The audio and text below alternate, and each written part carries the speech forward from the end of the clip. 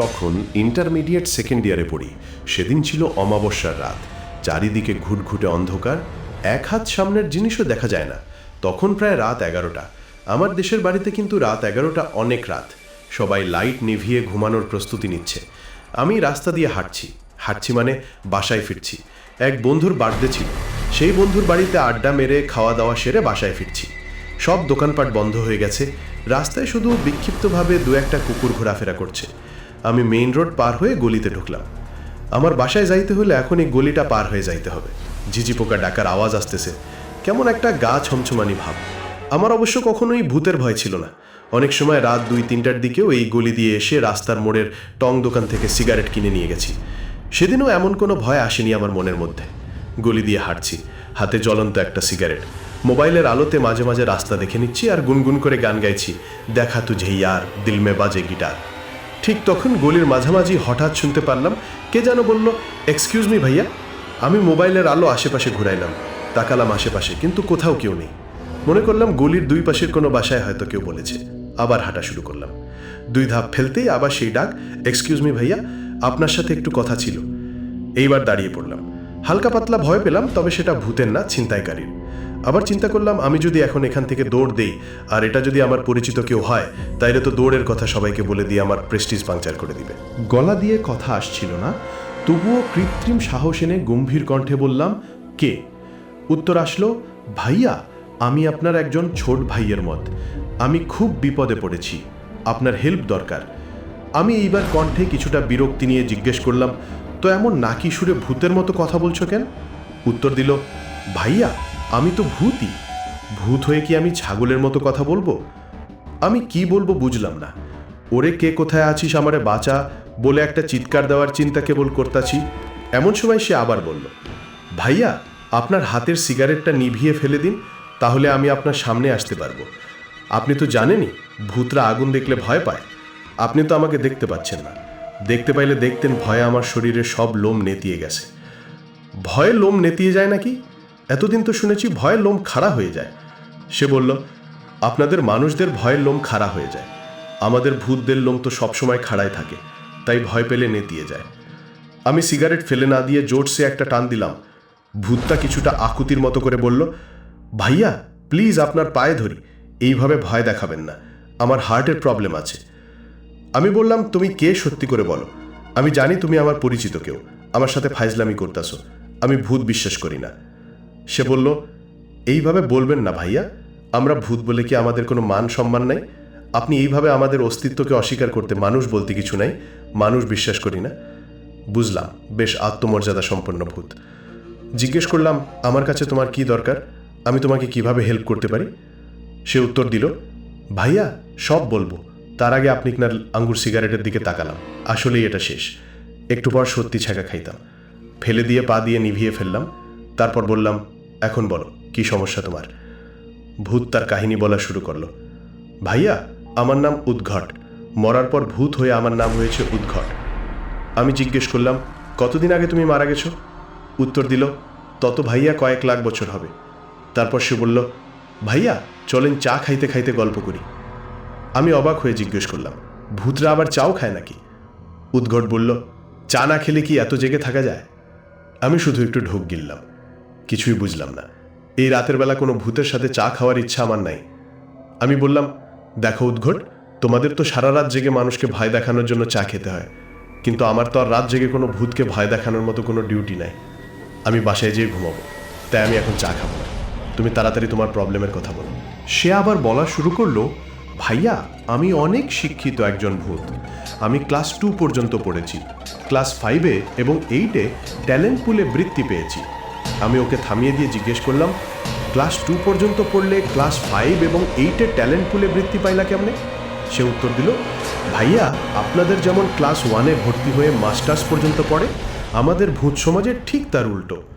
মাস্টার্সে ভর্তি হয়ে উল্টো দিকে আস্তে আস্তে ক্লাস 1-এ এসে পড়া শেষ হয়। আমি কণ্ঠে বিরক্তি এনে বললাম, যত সব ফালতু নিয়ম। উদ্ঘট বলল, না ভাইয়া, এটাই ঠিক নিয়ম, আপনাদেরটাই ফালতু নিয়ম। কারণ প্রাইমারি হাই স্কুল তো খুব সহজ পড়া, কঠিন পড়া তো অনার্স মাস্টার্সে। সহজ পড়া পড়ে উপরের ক্লাসে ওঠার চেয়ে কঠিন পড়া পড়ে নিচের ক্লাসে যাওয়া অনেক যৌক্তিক, এতে ভিত্তি মজবুত হয়। আমি আর তার যুক্তির কাছে কিছু বলতে পারলাম না। জিজ্ঞেস করলাম, তাহলে ক্লাস 2 পর্যন্ত পড়া ছেড়ে দিলে কেন? ক্লাস 1টা পাশ করলেই তো তোমার একেবারে কমপ্লিট হয়ে যেত। সে তখন বলল, ওই কাহিনীই তো এখন আপনাকে বলবো ভাইয়া। আমি যখন ক্লাস 2তে ভর্তি হলাম তখন আমার ক্লাসে ভর্তি হলো চেনেহা নামের এক পেতনি। বেঁচে থাকতে নাম ছিল স্নেহা, পেতনি হওয়ার পর নাম হয়েছে চেনেহা। তারপর ভাইয়া আমি চেনেহার প্রেমে পড়ে গেলাম। এই পর্যন্ত বলে আবার সে চুপ। আমি জিজ্ঞেস করলাম, কি হলো তারপর? সে কয়েক সেকেন্ড পর বলল, নিজের প্রেমের কথা বলতে যে একটু লজ্জা পেয়ে গেছিলাম তো ভাইয়া, তাই একটু চুপ করেছিলাম। আমি মনে মনে বললাম, ভূতেরও আবার লজ্জা? মুখে শুধু বললাম, তারপর কি কাহিনী? উদ্ঘট আবার বলা শুরু করলো, চেনেহাকে আমার ভালোবাসার কথা জানালাম, সে কিছুতেই আমার প্রস্তাবে সাড়া দিল না। আমার নাওয়া খাওয়া পড়াশোনা সব গোল্লায় যেতে লাগলো। একদিন একটা কাগজে করে দেখা তো তুঝে ইয়ার দিল মে বাজে গিটার কথাটা লিখে চেনেহাকে দিলাম। চেনেহা কথাটা খুব পছন্দ করলো। সে আমাকে জিজ্ঞেস করলো, এই কথাটা আমি কোথায় পেয়েছি? আমি তো ভাইয়া শিক্ষিত ভূত, মিথ্যা কথা একদমই বলি না। আমি তাকে বললাম যে এটা মানব সমাজের একটি হিন্দি গান। এটা বলাটাই আমার জন্য কাল হয়ে দাঁড়ালো। চেনেহা তখন বলল যে আমি যদি মানব সমাজ থেকে এই গানটা তাকে সংগ্রহ করে দিতে পারি তাহলে সে আমাকে ভালোবাসবে। তারপর থেকে পড়াশোনা বাদ দিয়ে আমি এই গান জোগাড় করতে নেমে গেলাম। কিন্তু কোনো মানুষ আমাকে হেল্প করেনি ভাইয়া। আমার ভূত পরিচয় শুনেই সবাই উল্টো দিকে দৌড় দেয়, অথবা ওখানেই হার্ট অ্যাটাক করে পড়ে যায়। আমি বললাম, তুমি সবাইকে তোমার ভূত পরিচয় দাও কেন? তোমরা তো ইচ্ছে করলেই মানুষের রূপ ধরে মানুষ পরিচয় দিয়ে কারো কাছ থেকে গানটা নিতে পারতে। উদ্ঘট উত্তর দিল, তা পারতাম ভাইয়া, আরও অনেক কিছু পারতাম। যেমন এই গানটা যাদের মোবাইলে আছে তাদের মোবাইলটা চুরি করে গানটা নিয়ে নিতে পারতাম। কিন্তু ভাইয়া আমি শিক্ষিত ভূত, আমি কাউকে মিথ্যা কথা বলি না অথবা চুরি প্রতারণা করি না। আজ যখন মনের দুঃখে আপনাদের এই গলিতে বসেছিলাম তখন শুনতে পারলাম আপনি এই গানটা গাইতে গাইতে চাইতেছেন। এখন ভাইয়া আপনি আমার শেষ ভরসা। এই বলেই উদ্ঘট হাসতে লাগলো। আমি জিজ্ঞেস করলাম, হাসো কেন?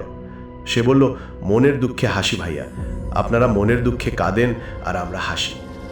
আমি ওকে বললাম, হাসি থামাও। সে হাসি থামাও। জিজ্ঞেস করলাম, গান কেমনে দিব তোমারে? সে বলল, ভাইয়া আমি আমার মোবাইলের ব্লুটুথ চালু করতেছি, আপনি সেন্ড করুন। আমি ব্লুটুথের নিউ ডিভাইস সার্চ দিলাম। একটু পর দেখি কিছু হিজিবিজি চিহ্ন আসলো। উদ্ঘট জানালো ওটাই নাকি ওর ডিভাইসের নাম, ভূতের ভাষায় লেখা। আমি সেই ডিভাইসে গানটা সেন্ড করতে করতে বললাম, তুমি তো গানটার সিডিও কিনে নিয়ে যেতে পারতে। উদ্ঘট বলল, সিডি কিনতে গেলেই তো আমাকে মানুষের পরিচয় দিয়ে কিনতে হতো। ভূতের কাছে তো কেউ সিডি বিক্রি করতো না। আমি ভাইয়া শিক্ষিত ভূত, আমি তো কাউকে মিথ্যা মানুষের পরিচয় দিয়ে সিডি কিনতে পারি না। আর সিডি কিনতে গেলে তো আমার টাকার দরকার পড়তো। আমি টাকা কোথায় পাবো ভাইয়া? আমাদের ভূত সমাজে তো টাকা বলতে কিছুই নাই। আমাদের মুদ্রার নাম কাঁটা, ওইটা দিয়ে তো আর মানব সমাজে আমি সিডি কিনতে পারতাম না। আর আমি শিক্ষিত ভূত, মানুষের টাকাও আমি চুরি করতে পারতাম না। আমি শিক্ষিত ভূতের ন্যায়পরায়ণতা দেখে মুগ্ধ হলাম। একটু পর গান সেন্ড হলো পুরোপুরি। উদ্ঘট আবার হাসতে লাগলো। আমি জিজ্ঞেস করলাম, গান তো পাইছো, আবার হাসো কেন? উদ্ঘট বলল, ভাইয়া এটা কষ্টের হাসি না ভাইয়া, এটা আনন্দের হাসি। আপনাকে যে কি বলে ধন্যবাদ দেব বুঝতে পারছি না ভাইয়া, আপনি অনেক মহান ভাইয়া। বলতে বলতে সে আবার হাসতে লাগলো। আমি বুঝতে পারলাম সে খুব আবেগপ্রবণ হয়ে গেছে। আমি উদ্ঘটকে বললাম যে এরপর যদি আবার কখনো কোনো গানের দরকার পড়ে তাইলে আমার কাছে এসো। সে বলল, মাথা খারাপ ভাইয়া, জীবনে আর কোনোদিন চেনেহার সামনে মানব সমাজের কোনো গান নিয়ে যাব না। আমি বললাম, তাহলে তো এখন আর চিন্তা নাই, চেনেহার সাথে প্রেম তো হয়ে গেল, এখন যে পড়াশোনাটা কমপ্লিট করে বিয়ে করে ফেলো। উদ্ঘট জানালো, জি ভাইয়া অবশ্যই, আর আমাদের বিয়েতে আপনাকে অবশ্যই কার্ড দিয়ে দাওয়াত দেব ভাইয়া। আমি ভাইয়া শিক্ষিত ভূত, আমি কখনো কথার বার খেলাপ করি না, অবশ্যই আপনাকে দাওয়াত দেব। এখন তাহলে আসি ভাইয়া, ভালো থাকবেন। এই বলে উদ্ঘট হাসতে হাসতে মানে কাঁদতে কাঁদতে চলে গেল। আমি সেখানে আরও কিছুক্ষণ দাঁড়ায় থাকলাম, তারপর বাড়ির পথে পা বাড়ালাম। পরিশিষ্ট, আজও আমি অপেক্ষা করি উদ্ঘট আর চেনেহার বিয়ের কার্ডের জন্য, কিন্তু কোনো কার্ড পাই না। উদ্ঘট কি আমাকে ভুলে গেল? না, এ হতে পারে না। উদ্ঘট একজন শিক্ষিত ভূত, সে তার দেওয়া কথা অবশ্যই রাখবে।